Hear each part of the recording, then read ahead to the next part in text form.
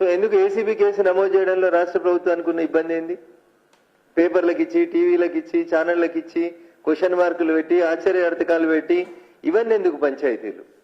When you noticed that there is some discrepancy, why can't you register a case immediately? ఒక ప్రభుత్వ ప్రధాన కార్యదర్శిగా పనిచేసి ప్రభుత్వం లోపల ప్రత్యేక సలహాదారుడుగా రిటైర్డ్ అయిన తర్వాత లబ్ధి పొందినాడని మనం ఆరోపించినటువంటి వ్యక్తులు తిరిగి సర్వీసులో ఉన్నటువంటి సందర్భం లోపల డిఓపిటి నిబంధనలకు వ్యతిరేకంగా తమ కుటుంబ సభ్యుల పేరు మీద ఆస్తుల్ని రిజిస్టర్ చేసుకున్నట్టు మీకు ప్రాపర్గా డాక్యుమెంట్ కనబడుతుంది, సోషల్ మీడియాలో కనబడుతుంది, అన్ని వాట్సాప్ గ్రూపులలో మీరే ప్రమోట్ చేస్తారు. ఏం యాక్షన్ తీసుకున్నారు అంటే యాక్షన్ జీరో. ఏం యాక్షన్ తీసుకోవాలనే దగ్గర ఊగిసలాడతారా? ఒక చీఫ్ సెక్రటరీ స్థాయిలో ఉన్నటువంటి అధికారి ధరణి పేరిట అక్రమంగా ఆస్తులు సంపాదించినట్టు మన నోటీస్కి వస్తే వెంటనే విచారణ ప్రారంభించడానికి ఈ రాష్ట్ర ప్రభుత్వానికి ఉన్నటువంటి ఇబ్బంది ఏంది? ప్రతిపక్షంలో ఉన్నప్పుడు ప్రస్తుత ముఖ్యమంత్రి రేవంత్ రెడ్డి గారు ప్రతిరోజు ప్రెస్ మీట్ పెట్టి మేము అధికారంలోకి వస్తే అప్పుడు డీజీపీ మహేందర్ రెడ్డిని అంతు చూస్తా అని చెప్పిండు. ఇలా మహేందర్ రెడ్డి సార్ వచ్చి ఆడున్నాడు, టీఎస్పీఎస్సీకి చైర్మన్ అయి కూర్చున్నాడు. అసలు ధరణిని తెచ్చి పేద ప్రజలకు కష్టం తీసుకొచ్చిర్రు, మేము ధరణినే మొత్తం తీసేస్తాం, భూమాతను తీసుకొస్తాం, భూమిని కాపాడుతాం, పేద రైతులకు అండగా ఉంటాం, తప్పు చేసినోని శిక్షిస్తాం. మరి తప్పు శిక్ష ఎడికెళ్ళి మొదలు కావాలి? చీఫ్ సెక్రటరీ సోమేష్ కుమార్ గారి దగ్గర మొదలు కావాలి. మొదలు కాలేదు. ఒకరోజు first page banner item, next second day Hetero సంస్థకి ఇచ్చినటువంటి భూముల మీద దర్యాప్తు. ఒక ఆశ్చర్యార్థకం, ఒక question mark. What is this? రాష్ట్ర సర్వోన్నత న్యాయస్థానం స్పష్టంగా చెప్పింది ఆ నిర్ణయాన్ని పునఃసమీక్షించమని.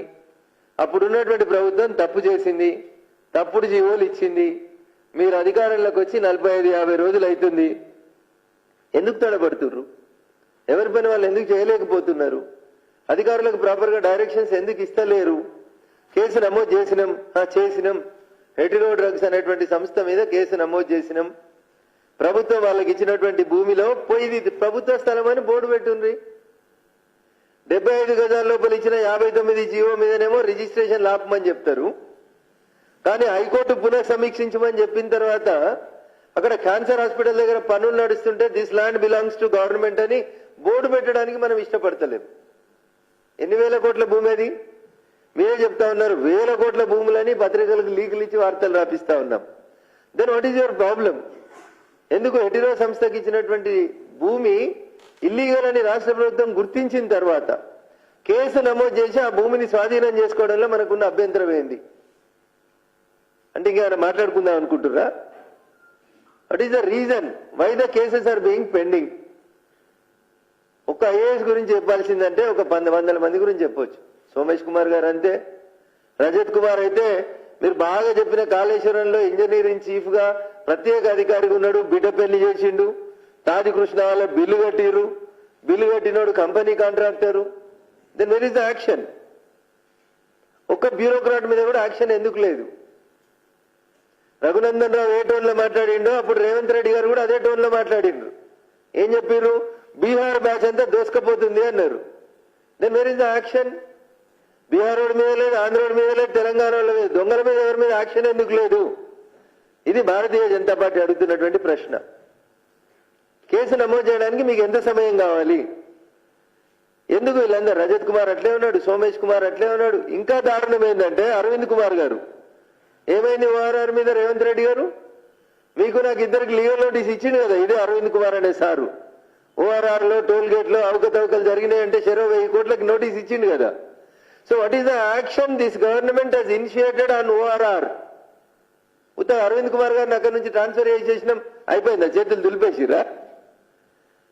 సోమేష్ కుమార్ గారు, రజత్ కుమార్ గారు, అరవింద్ కుమార్ గారు, రిటైర్డ్ అయిపోయిన వెంకటరామరెడ్డి సారు రింగ్ రోడ్ వంకలు తిప్పుతారు, రింగ్ రోడ్ టోల్ గేట్లు అమ్ముకుంటారు, నియో పోలీస్ పక్కన 100 కోట్లకి ఎకరంగా ఉంటారు.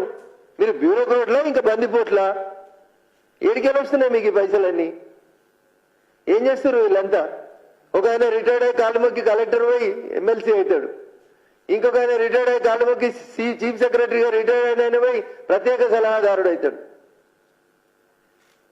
ఒకవేళ కాంగ్రెస్ బీఆర్ఎస్ మధ్యలో ఏం సంబంధం లేకపోతే, బీఆర్ఎస్ ప్రభుత్వం అధికారంలో ఉన్నప్పుడు తప్పు చేసిన బ్యూరోక్రాట్లు వాళ్ళు తీసుకుపోయి ఎవరికైతే పంచినని మనం అలిగేషన్ చేసినామో, కేసీఆర్ కుటుంబానికి ఈ అక్రమాలలో వాటాలు ఉన్నాయని చెప్పినామో, వాటి అన్నింట్లో అసలు విచారణ మొదలు కాకపోతే తెలంగాణ సమాజం ఏమనుకుంటుందంటే కాంగ్రెస్ బీఆర్ఎస్ రెండు కూడా ఒక నాణ్యానికి బొమ్మ బొరుసులాగా ప్రవర్తిస్తున్నాయి అనుకుంటున్నారు. పార్లమెంట్ ఎన్నికలు అయిపోయేదాకా ఈ బేరసారాలు ఇట్లే కొనసాగించుకొని పార్లమెంట్ ఎన్నికల లోపల లబ్ధి పొందేందుకు అధికారంలోకి వచ్చినటువంటి కాంగ్రెస్ పార్టీ ఏదో చేసినట్టు కనబడుతుందేమో తప్ప ఏంది కూడా గ్రౌండ్ లోపల పని కనబడతలేదు అనేది ఒక బాధ కనబడుతుంది. కొల్లూరు దగ్గర ఎలక్షన్ల కంటే ముందు, ఎన్నికల కోడ్ కంటే ముందు ఆగభాగం వచ్చి 2 BHK ఓపెన్ చేసిపోయారు. కేసీఆర్ నగర్ అని బోర్డు పెట్టారు. అరే ఇవాళ దాకా ఒక్క ఇల్లునే లబ్ధిదారులకు ఎంపిక చేసి ఇచ్చిందా కాంగ్రెస్? ఒక్కలా నుంటురా దాంట్లో? దాన్ని మీరు తీసుకున్న బ్యాంకు లోన్ ఎంత, ప్రతి నెల కడుతున్న వడ్డీ ఎంత రాష్ట్ర ప్రభుత్వం? పేదోళ్ళు గుడిసెలుంటున్న వాళ్ళని తీసుకుపోయి కట్టి నీళ్ళకి ఏడాదికోసారి 5 సార్లు రంగులేసిరు. ఆ బిల్డింగ్లకి రంగులేసిన బిల్డింగ్లకి ఇంకో 2000 ఇళ్లు కొత్తవి తయారైతాయి. ప్రజాధనాన్ని, ప్రభుత్వ ధనానికి ట్రస్టీగా ఉండాల్సినటువంటి రాష్ట్ర ప్రభుత్వం ఏ ఒక్క పని విషయం లోపల కూడా నిజాయితీగా అడుగులు వేస్తలేదేమో అనేటువంటి అనుమానం కాంగ్రెస్ పార్టీ పెద్దల మీద, కాంగ్రెస్ ప్రభుత్వం మీద కూడా కనబడుతుంది. మాటలేమో బాగా చెప్తా ఉన్నారు, రేపే వీళ్ళ మీద యాక్షన్ జరుగుతుంది, ఎల్లుండే వాళ్ళు జైలుకు పోతారు, కాళేశ్వరం అయిపోయింది అని చెప్పారు. ప్రతిపక్షాలు ఉన్నప్పుడు రేపే సిబిఐ విచారణ కావాలని డిమాండ్ చేసిరు. అధికారంలోకి వచ్చినాక ఇవాళ దాకా తప్పు లేదు. చాలా మంది టీఆర్ఎస్ ఎమ్మెల్యేల మీద మీరు అవినీతి ఆరోపణలు చేసిరు. ఒకరి మీద కేసు నమోదైందా? ఒకరి మీద యాక్షన్ స్టార్ట్ అయిందా? ఎప్పుడు పడుతుంది మీ తొలి అడుగు? ఎప్పుడు పడుతుంది మీకు? ఈ బ్యూరోక్రాట్ల మీద కేసు నమోదు చేయడంలో మీకున్నటువంటి ఇబ్బందులు ఏంది? నేను ఒక మాట అడుగుతున్నా రేవంత్ రెడ్డి గారిని మీ ద్వారా.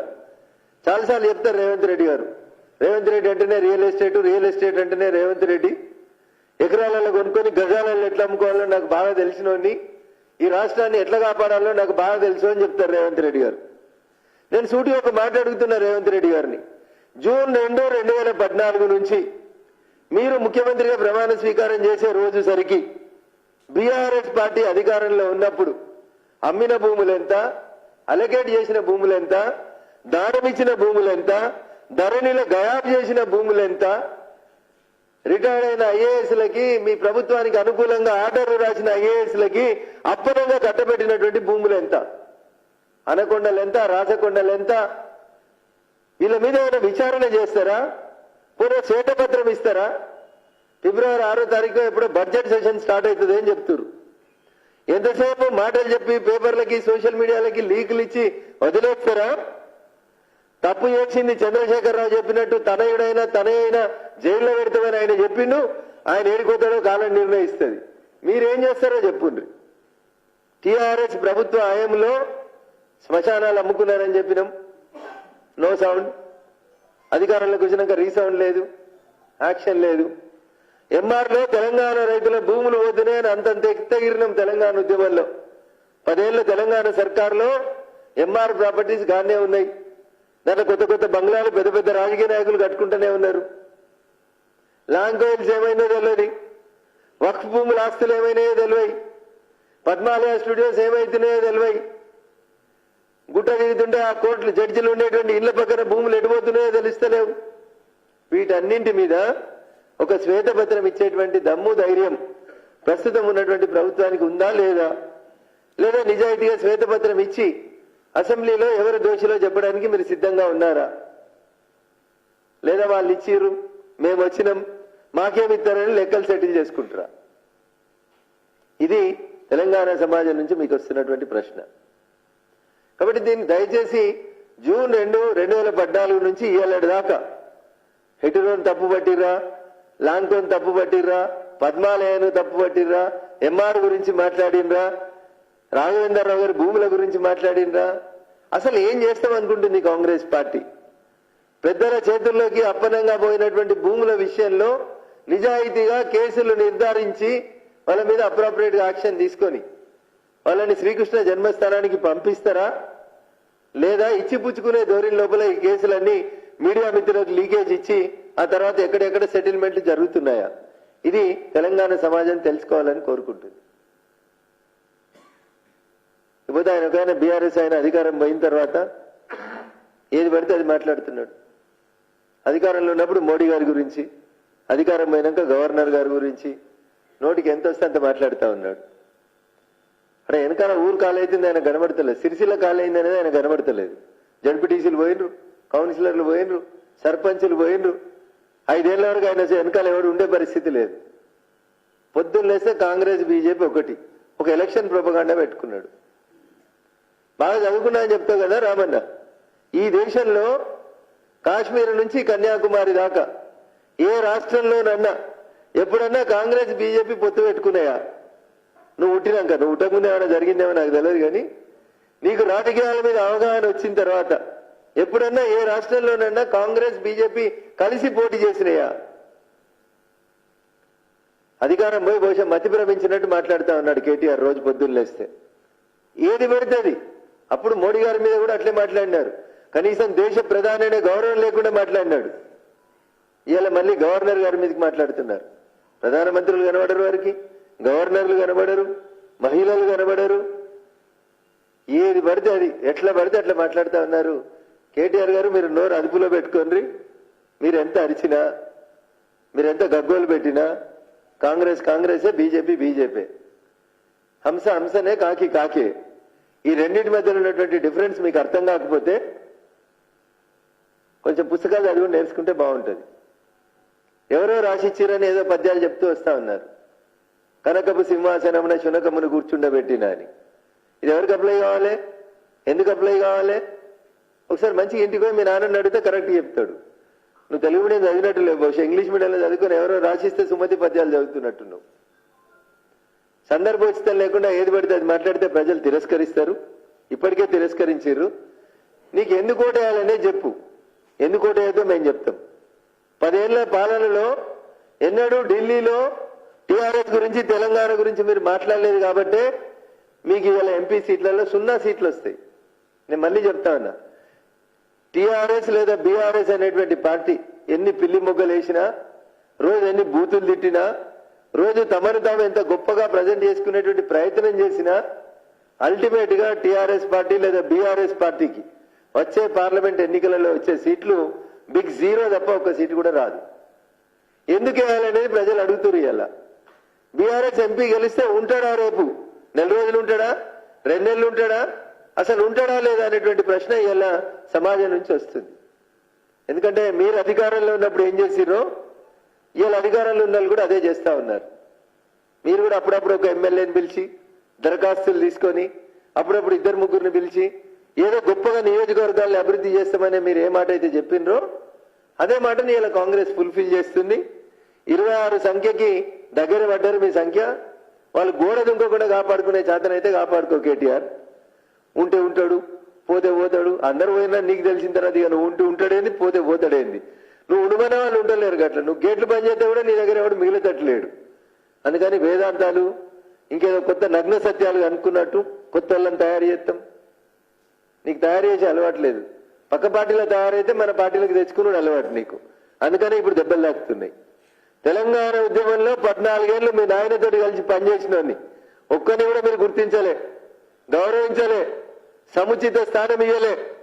నేను ఇలా బీఆర్ఎస్ పార్టీని అడుగుతున్నా, నిజంగా మీకు ఇయ్యాలన్న కార్యకర్తలు గుర్తుకొస్తే మళ్ళీ దశ తెలంగాణ ఉద్యమాన్ని మలుపు తిప్పిన శ్రీకాంతాచారి తల్లి శంకరమ్మకి రేపు వచ్చే ఒక్క రాజ్యసభ సీటు ఉంది కదా, గన్ పార్క్ దగ్గరకు వచ్చి, కొత్త గన్ పార్క్ దగ్గరకు వచ్చి బావా బామ్మర్దులు 2 ముక్కునాలకు రాసి మేము తప్పు చేసినాం, శంకరమ్మకి ఎమ్మెల్సీ ఇచ్చినామని సోషల్ మీడియాలో తప్పుడు వార్తలు పెట్టినాం, కాబట్టి క్షమించు శంకరమ్మ అని వచ్చి గన్ పార్క్ దగ్గర ముక్కునేలకు రాసి ఈ ఫిబ్రవరిలో ఖాళీ అవుతున్నటువంటి రాజ్యసభ స్థానాన్ని శంకరమ్మకి ఇచ్చి మీ నిజాయితీని నిరూపించుకోవాలి. లేకపోతే పార్లమెంట్ ఎన్నికలలో ఓటేయమని ఊర్ల పంట వస్తే ఇలా రిటైర్ అవుతున్న వాళ్ళు ఎవరన్నా 3 రాజ్యసభ సభ్యులు, ఒక ఆయన గోళీలు వేస్తాయనే, ఒక ఆయన గోళీలు తయారు చేస్తాయనే. ఇలా మనం క్యాన్సర్ హాస్పిటల్ గురించి మాట్లాడుకుంటున్నాయని ఒక ఆయన, ఇంటి మీద ఇన్కమ్ ట్యాక్స్ రైడ్ అయితే ఎన్ని బీరువాలు ఉంటాయో అన్ని బీరువాలలో 500 నోట్ల కట్టలు దొరికినాయని ఒక ఆయన, ఇంకొక ఆయన గ్రానైట్ సామ్రాజ్యాన్ని వెళ్ళిన ఆయన. ఇలా బీఆర్ఎస్ పార్టీ నుంచి ఏప్రిల్ 2వ తారీఖున రిటైర్ అవుతున్న 3 రాజ్యసభ సభ్యులలో ఒక్కరికైనా తెలంగాణతో సంబంధం ఉందా? మేమంతా జై తెలంగాణ అని తన్నులో పడ్డ రోజు ఈ ముగ్గురు ఎవరైనా జై తెలంగాణ అన్నారా? అసలు వీళ్ళకి జై తెలంగాణ అని అనొస్తుందా? తెలంగాణ ఎల్లరికి తెలుసా? తెలంగాణ జిల్లాలో తెలుసా ఇలా కనీసం? అందుకని మీకు నిజంగా చిత్తశుద్ధి ఉంటే కేటీఆర్ ఎగిరిపడు కాదు, నోటికొచ్చినట్టు వాగుడు కాదు. నీ చిత్తశుద్ధిని నిరూపించుకోవాలంటే బీసీలకు ఇస్తుందని ఒక క్వశ్చన్ మార్క్ పెట్టే వార్త రాపించారు పేపర్లో. సిగ్గనిపించలేదు మాట్లాడుతుంటే. అందుకని మలిదేశ తెలంగాణ ఉద్యమాన్ని మలుపు తిప్పిన శ్రీకాంతాచారి తల్లి శంకరమ్మకిచ్చి తప్పైందని మీరు 100 కోట్లతోటి మొదలుపెట్టి 500 కోట్లకు పెంచి ఆంధ్రోళ్లతోటి కట్టించిన అమరవీరుల స్తూపం కాడికి వచ్చి చెంపలేసుకోమని చెప్పి టీఆర్ఎస్ పార్టీకి కేటీఆర్ కి ఈ సందర్భంగా సూచిస్తా ఉన్నాం. నోరు మాత్రం అదుపులో పెట్టుకో. భారతీయ జనతా పార్టీ గురించి ఒక్క అక్షరం మాట్లాడినా నీ సిరిసిల్ల మొత్తం ఖాళీ చేస్తాం, నీతోటి రాజీనామా చేపించే పరిస్థితులు కల్పిస్తాం, ఉప ఎన్నికలలో నేను శంకరగిరి మాన్యాలకు పంపిస్తాం. కేటీఆర్ మా గురించి ఇంకొక మాట మాట్లాడినా జాగ్రత్త అని చెప్పి సందర్భంగా హెచ్చరిస్తా ఉన్నాం. Thank you.